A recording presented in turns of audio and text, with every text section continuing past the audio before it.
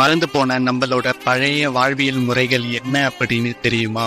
கழிவறையும் குளியலறையும் கொல்லைப்புறத்தில் வைக்காமல் வீட்டிற்குள் வச்சிங்க. வாசலில் சாணம் தெளித்து அரிசி மாவில் கோலம் போடாமல் சிமெண்ட் தரையில் தண்ணீர் தெளித்து ரசாயன மாவில் கோலம் போட்டீங்க. வெளியே சென்றுவிட்டு வீட்டிற்குள் வரும் முன்னே கை கால்களை கழுவாமல் வீட்டின் உள்ளே நுழைந்தீங்க. மண்பானை, செம்பு, வெங்கலம், ஈயம் பூசிய பாத்திரத்தை உபயோகிக்காமல் சில்வர் பாத்திரத்திற்கு மோகம் கொண்டீர்கள். உடல் சூட்டை குறைக்க வாரம் ஒரு முறை எண்ணெய் தேய்த்து குளிக்காமல் ஷாம்பிற்கு அடிமையானீர்கள்.